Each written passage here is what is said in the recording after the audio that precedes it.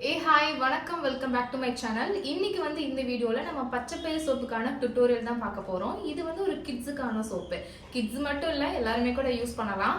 ஒரு 2-3 வீக்ஸ் இல்லை ஒரு மாதத்துக்கு முன்னாடியே ஒரு சிஸ்டர் கமெண்ட் பண்ணியிருந்தாங்க, இந்த மாதிரி பச்சைப்பயிறு சோப்பு வேணும்னு சொல்லிட்டு.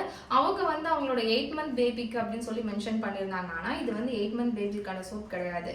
நம்ம யூஸ் பண்ணுற, நம்ம மேக் பண்ணுற எல்லா சோப்ஸுமே above 2 இயர்ஸ் மேலே இருக்க கிட்ஸுக்கு யூஸ் பண்ணுறது கொஞ்சம் ரெக்கமெண்ட் பண்ணுறதா இருக்கும். ஏன்னா பிலோ 1 இயருக்கு நான் சஜஸ்ட் பண்ண மாட்டேன். above 2 இயர்ஸ்க்கு மேலே இருந்து வேணால் இந்த சோப்ஸை கிட்ஸுக்கு தாராளமாக யூஸ் பண்ணிக்கலாம்.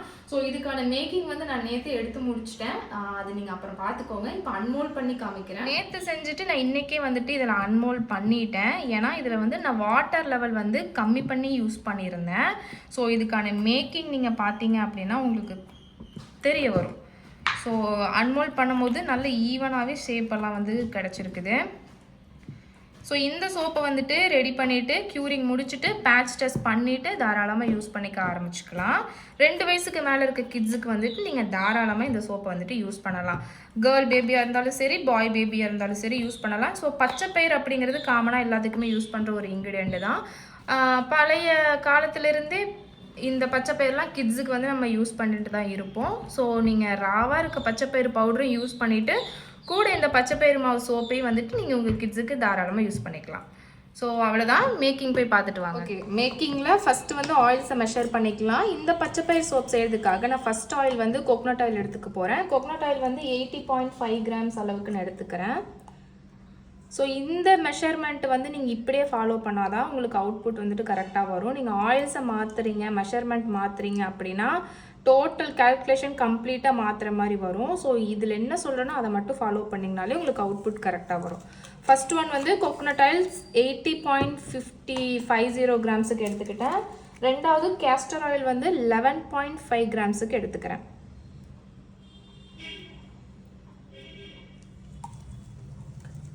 ஓகே, மூணாவதாக ஆலிவ் ஆயிலும் 80.5 கிராம்ஸ் அளவுக்கு 50 கிராம்ஸ் அளவுக்கு நான் எடுத்துக்கிறேன்.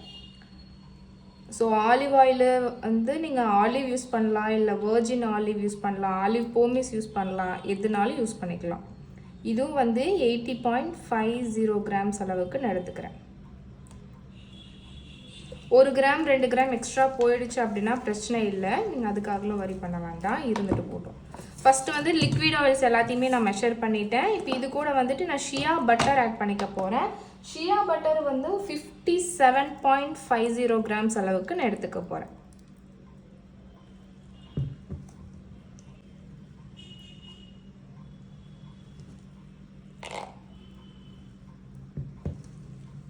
இதில் பட்டர் ரீஃபைண்டா அன்ரீஃபைண்டான்னு கேட்டால் எதுனாலும் யூஸ் பண்ணிக்கலாம், அது ஒன்றும் ப்ராப்ளம் கிடையாது.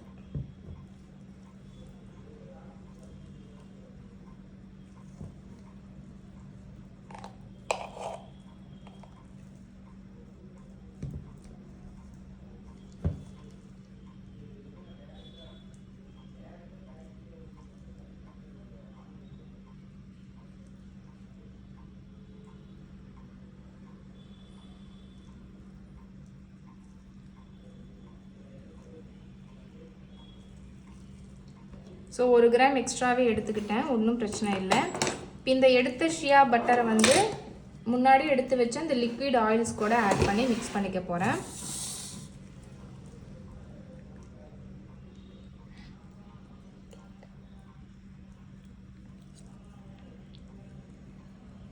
ஸோ நம்ம எடுத்து வச்ச லிக்விட் ஆயில்ஸு பட்டர்ஸு எல்லாத்தையுமே இப்போ நான் மெஷர் பண்ணி எடுத்துக்கிட்டேன். இப்போ இதை நல்லா மிக்ஸ் பண்ணிக்கலாம். பட்டர்ஸ் எப்பயுமே ஆயில்ஸோட செப்பரேட்டாக தான் போய் நிற்கும். நீங்கள் என்ன தான் கையில் மிக்ஸ் பண்ணாலும் அது மர்ஜ் ஆகாது. ஸோ அதனால் பட்டர்ஸை நான் ஆயில்ஸோட நல்லா பிளெண்ட் பண்ணிக்கிறதுக்காக, மர்ஜ் பண்ணிக்கிறதுக்காக நான் பிளெண்டர் போட்டுக்க போகிறேன். ஸோ நம்ம எடுத்து வச்ச இந்த பட்டர்ஸ் எல்லாம் பிளெண்டர் போட்டு பிளெண்ட் பண்ணிக்கலாம்.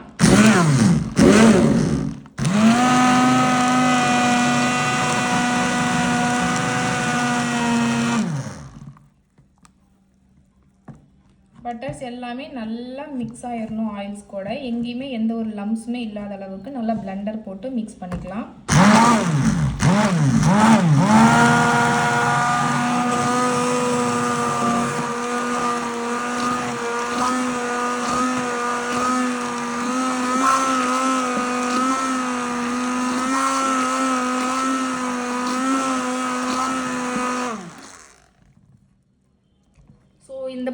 சோப்புக்காக நான் என்ன பண்ணியிருக்கிறேன் அப்படின்னா, நேற்று நைட்டே வந்து பச்சைப்பயிரை நல்லா கழுவி ஊற வச்சு எடுத்துட்டு அதை நல்லா ஃபைன் பேஸ்ட்டாக வந்து அரைச்சி எடுத்துக்கிட்டேன். இதில் வந்து நீங்கள் இந்த மாதிரி பேஸ்ட் போடலாம், அப்படி இல்லாட்டி பவுடர் கூட யூஸ் பண்ணிக்கலாம். பவுடர் விட பேஸ்ட் கொஞ்சம் இன்னும் நல்லா இருக்குமேன்னு சொல்லிட்டு நான் பச்சைப்பயிரை ஊற வச்சு அரைச்சி அந்த பேஸ்ட் எடுத்துக்கிட்டேன். இதோட அளவு பார்த்தீங்கன்னா 30 கிராம்ஸுக்கு நான் இந்த ஆயில்ஸ் கூட ஆட் பண்ணிக்க போகிறேன். ஸோ 30 கிராம் அளவுக்கு பச்சைப்பயிறு பேஸ்ட்டை இந்த ஆயில்ஸோட நான் ஆட் பண்ணிக்கிறேன். இப்போது நம்ம ஆட் பண்ண இந்த பச்சைப்பயிரில் வந்து என்ன இருக்குன்னா, வாட்டர் கண்டென்ட் கண்டிப்பாக இருக்கும். அது வந்து நைட்டு நம்ம தண்ணியில் தான் ஊற வச்சோம். பவுடரை ஆட் பண்ணியிருந்தால் நமக்கு பிரச்சனையே கிடையாது. நம்ம வந்து பேஸ்ட்டாக அரைச்சி ஆட் பண்ணனால இது இந்த ஆயில்ஸோட செப்பரேட்டாக போய் தான் நிற்கும். ஸோ அதனால இப்போ இதை வந்து நம்ம நல்லா இந்த ஆயில்ஸோடையே மர்ஜ் பண்ணிக்கிறதுக்காக அகெயின் பிளெண்டர் போட்டு இதை நல்லா கலக்கி விட்டுக்க போகிறோம். ஸோ நல்லா வந்து இந்த பச்சைப்பயிரையும் இந்த ஆயில்ஸோடையே நான் பிளெண்ட் பண்ணி எடுத்துக்கிட்டேன். இது பார்த்திங்கன்னா தனியாக நிற்காமல் ஃபுல்லாகவே மர்ஜ் ஆகிடுச்சு. இப்போ நமக்கு ஃபைனலாக என்ன ஆட் பண்ண போகிறோம்னா, லைஸ் சொல்யூஷன் ஆட் பண்ணிக்க போகிறோம். இந்த ரெசிபிக்கு எனக்கு வந்து 65 கிராம் தண்ணி தேவைப்படுது, 32 கிராம் காஸ்டிக் சோடா தேவைப்படுது. ஆனால் இப்போ நான் வந்து இதை அப்படியே எடுத்துக்காமல் என்ன பண்ணிட்டேன் அப்படின்னா, 35 கிராமுக்கு டிஎம் வாட்டர் எடுத்துக்கிட்டேன், 32 கிராமுக்கு காஸ்டிக் சோடாவை எடுத்து இதில் லைஸ் சொல்யூஷனை மிக்ஸ் பண்ணி ஆட் பண்ணிக்க போகிறேன். நமக்கு மொத்தம் எவ்வளோ தேவைன்னா 65 கிராம் தண்ணி தேவைப்படுது. ஆனால் அந்த 65 வந்து நான் 35க்கு தான் வாட்டரே எடுத்திருக்கேன். பேலன்ஸ் 30க்கு பதிலாக தான் நம்ம வந்து பேஸ்ட்டாக ஆட் பண்ணிட்டோம். ஸோ இப்படியும் பண்ணலாம். இந்த லைஸ் சொல்யூஷன் வந்துட்டு நான் எடுத்து வச்ச ஆயில்ஸ் கூட நான் ஆட் பண்ணிக்க போகிறேன். இந்த சொல்யூஷனில் வந்து 35 கிராம் வாட்டர் இருக்குது, 32 கிராம் காஸ்டிக் சோடா இருக்குது. இதை வந்து நல்லா மிக்ஸ் பண்ணி விட்டுக்கலாம். ஸோ நமக்கு ஆட் பண்ண வேண்டிய கடைசி இன்க்ரீடியண்ட்டையும் ஆட் பண்ணியாச்சு. லைஸ் சொல்யூஷனையும் ஆட் பண்ணிவிட்டு இப்போ பேட்டரை வந்து நல்லா மிக்ஸ் பண்ணி எடுத்துக்கலாம். இந்த கன்சிஸ்டன்சியிலிருந்து ஆஸ் யூஸ்வல் சொல்கிற மாதிரி இட்லி மாவு கன்சிஸ்டன்சிக்கு வரணும். ஸோ அந்த அளவுக்கு மிக்ஸ் பண்ணி எடுத்துக்கலாம். பிளெண்டர் இருந்துச்சுன்னா பிளெண்டர் போட்டும் ட்ரேஸ் வந்து சீக்கிரமாக வர வச்சுக்கலாம். பிளெண்டர் இருந்தாலும் உடனே வந்துட்டு பிளெண்ட் பண்ணாமல், பிளெண்டர் போடாமல் கையிலேயே கொஞ்சம் நேரம் நல்லா மிக்ஸ் பண்ணி விட்டுட்டு அதுக்கப்புறமா பிளெண்டர் போடுறது நல்லது. ஸோ கொஞ்சம் நல்லா மிக்ஸ் பண்ணவே கலர் வந்து சேஞ்ச் ஆக ஆரம்பிச்சிருச்சு. இப்போ வந்து நான் பிளெண்டர் போட்டுக்க போகிறேன். பிளெண்டர் போட்டு அந்த ட்ரேஸ் வந்து வர வரைக்கும் நான் எடுத்துக்க போகிறேன்.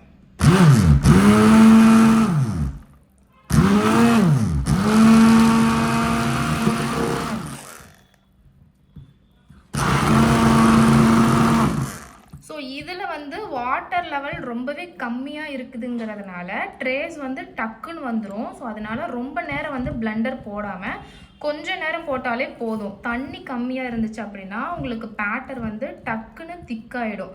ஸோ அது தெரியாமல் நீங்கள் ரொம்ப நேரம் வந்து பிளெண்டர்லேயே பிளெண்ட் பண்ணிகிட்டே இருந்தீங்க அப்படின்னா பேட்டர் டக்குன்னு திக்காயிட்டு உங்களுக்கு மோல்டுலேயே ஊற்ற முடியாமல் போயிடும். ஸோ அவ்வளோதான், இதுக்கு மேலே நானும் போடலை.